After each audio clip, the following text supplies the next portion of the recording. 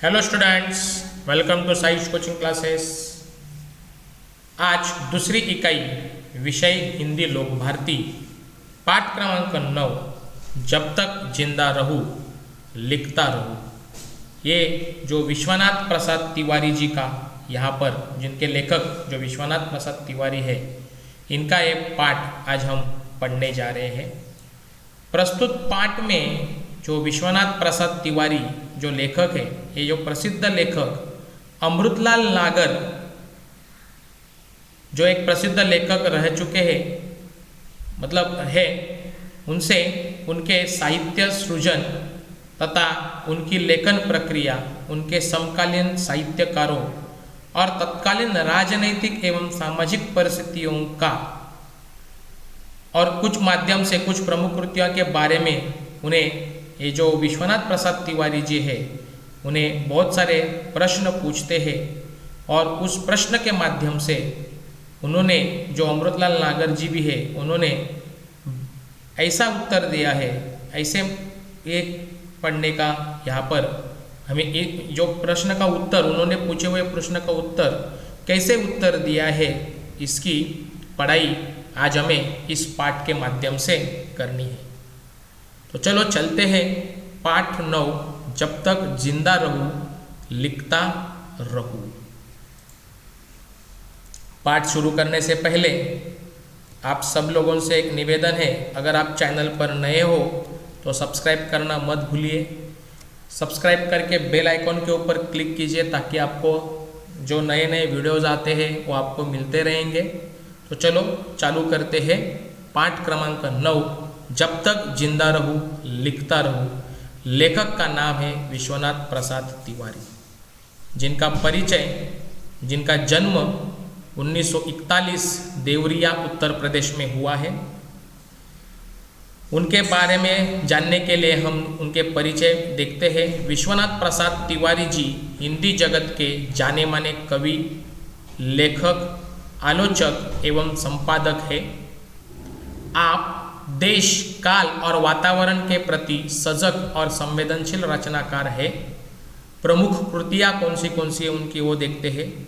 फिर भी कुछ रह जाएगा ये कविता संग्रह, अज्ञेय पत्रावली ये निबंध, अंतहीन आकाश यात्रा, अमेरिका और यूरोप में एक भारतीय वन यात्रा संस्मरण, अस्थि और भवती एक आत्मकथा, बातचीत साक्षात्कार संग्रह आदि इनके प्रमुख कृतियाँ हैं। गद्य संबंधी थोड़ा जान लेते हैं क्या दिया है। वैसे भी तो मैंने शुरू में ही आपको बताया है कि पाठ किसके लिए अनुसार है, किस तरह से उन्होंने दिया है। प्रस्तुत साक्षात्कार, एक साक्षात्कार मतलब एक कन्वर्सेशन है, इसके लिए यहाँ पर साक्षात्कार बताया गया है।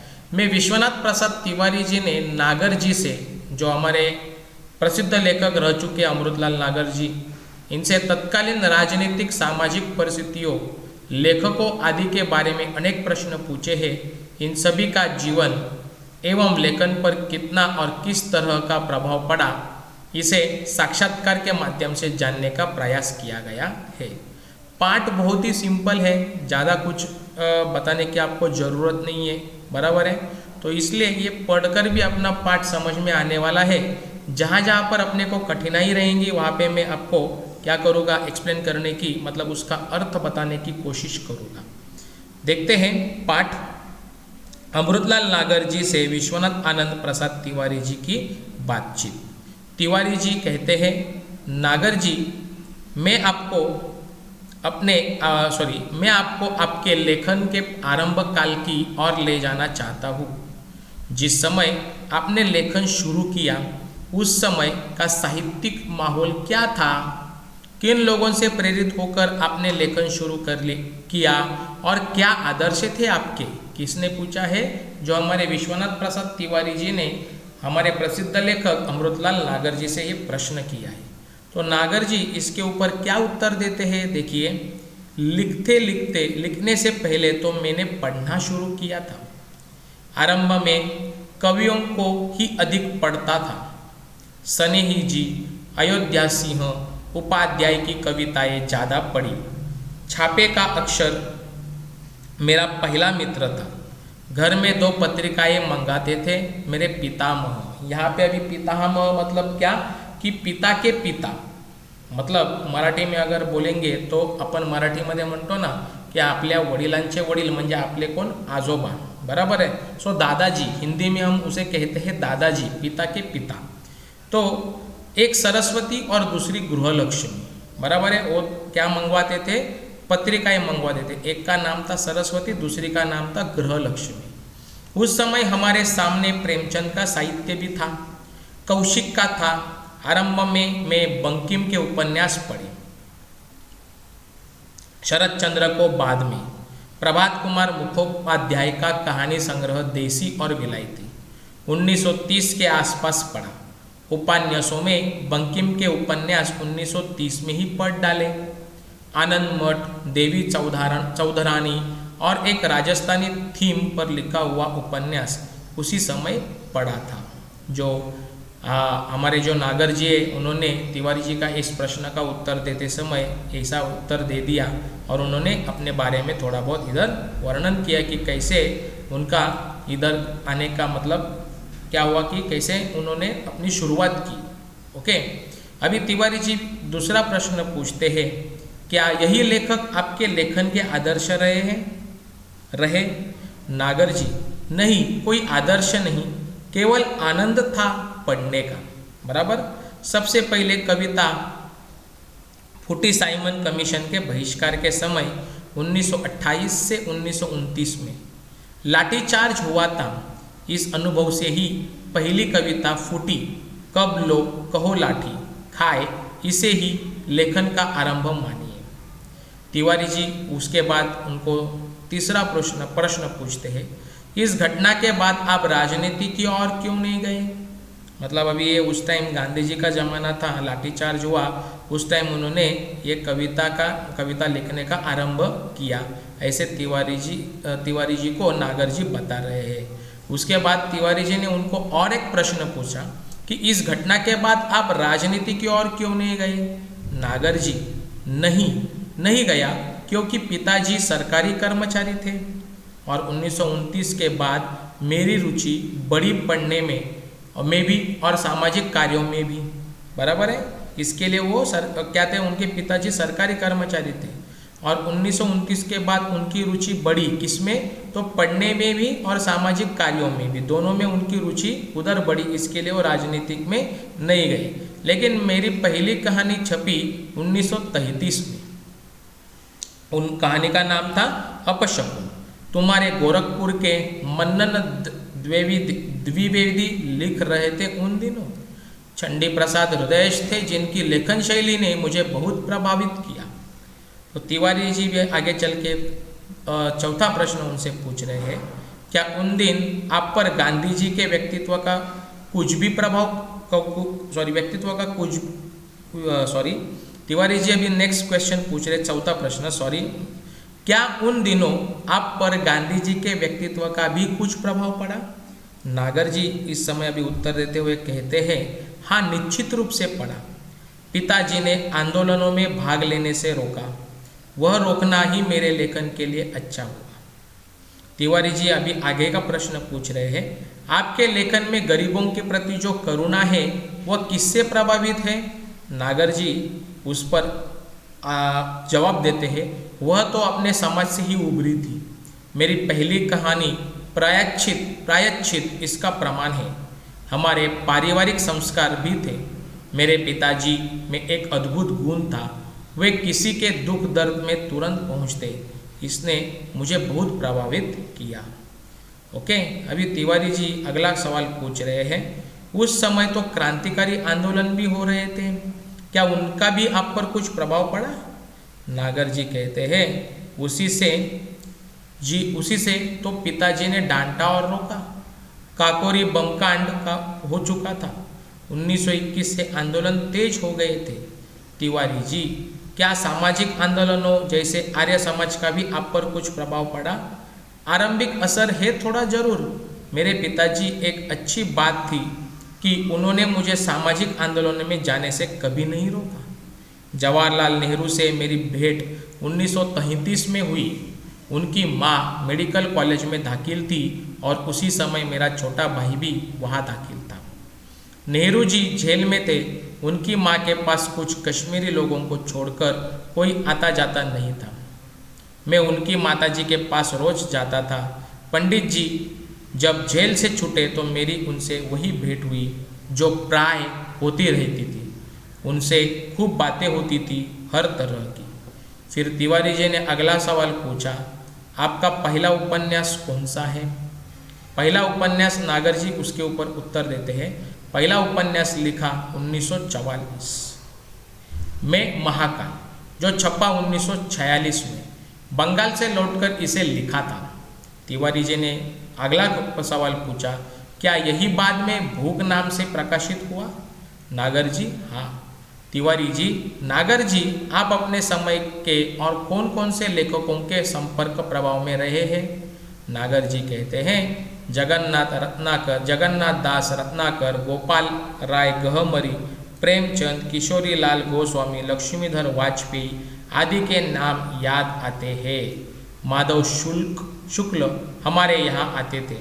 वे अजानुभव थे, ढीला कुर्ता पहनते थे और कुर्ते की जेब में जलियांवाला बाग की खून सनी मिट्टी हमेशा रखे रहते थे।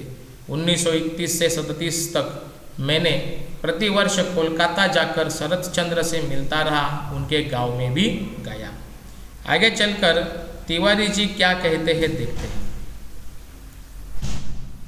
तिवारी जी, पुराने साहित्यकारों में आप किसको अपना आदर्श मानते हैं? नागर जी कहते हैं, तुलसीदास को तो मुझे घुट्टी में पिलाया गया है। बाबा शाम को नित्य प्रति रामचरित्र मानस मुझे पढ़वा कर सुनते थे, श्लोक जबरदस्ती याद करवाते थे। बराबर है, तो ये तो अच्छी तरह की बात है।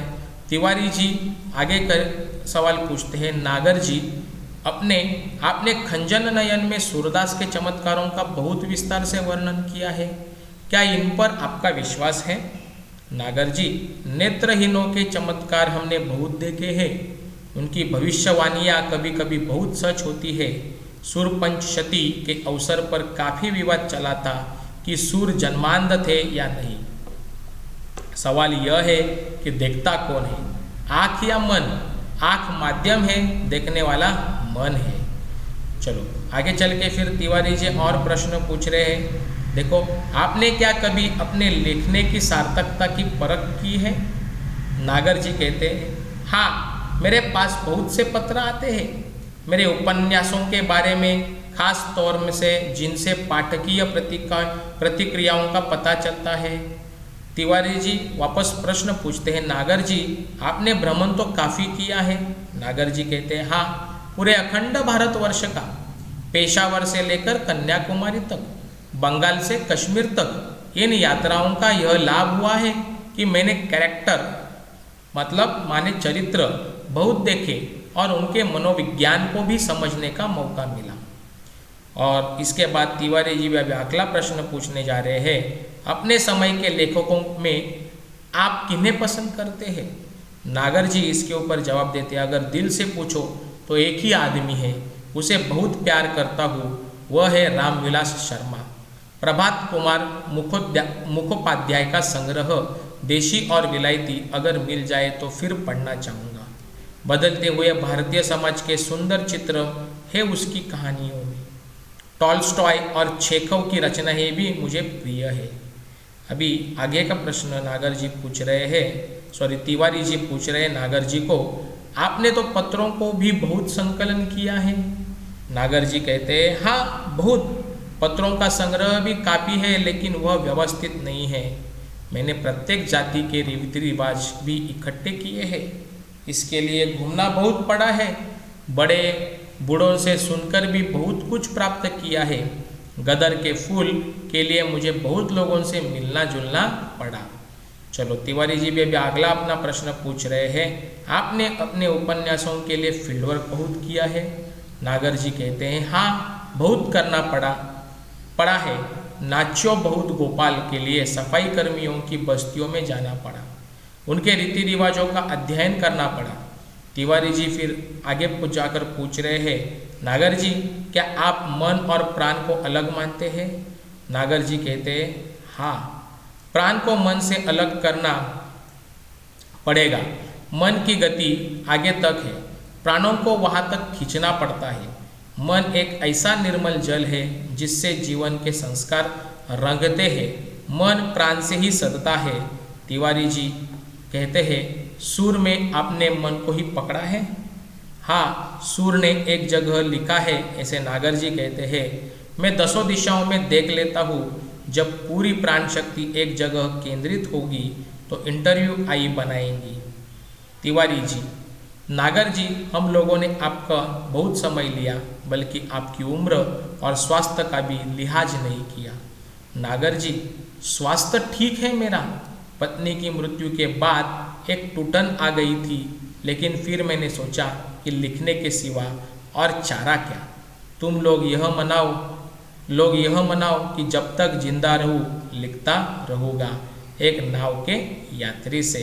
तो ऐसी ये सुंदर साक्षात्कार जो विश्वनाथ प्रसाद तिवारी ने हमारे सामने रखा हुआ है। आशा करता हूँ कि आपको ये पाठ अच्छी तरह से समझ में आया रहेगा और इस साक्षात्कार के जरिए जो एक लेखक रहते हैं वो उनके ऊपर कितने भी दुख हो या सुख हो, वो एक ही बात मानते हैं कि जब तक जिंदा हूँ तब तक लिखता रहूँगा।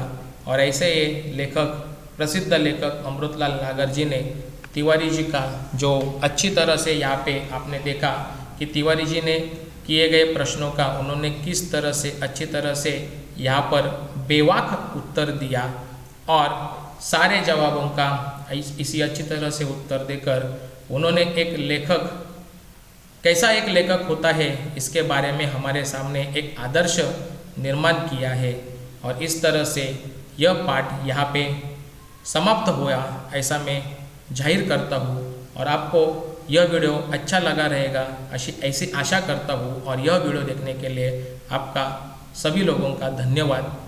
और जाते जाते एक ही बात कहता हूँ, अगर आपने सब्सक्रिप्शन नहीं किया रहेगा, चैनल को सब्सक्राइब नहीं किया रहेगा, तो चैनल को सब्सक्राइब कीजिए, अपने दोस्तों के साथ शेयर कीजिए, लाइक कीजिए, कमेंट कीजिए। धन्यवाद वापस एक बार यह वीडियो देखने के लिए।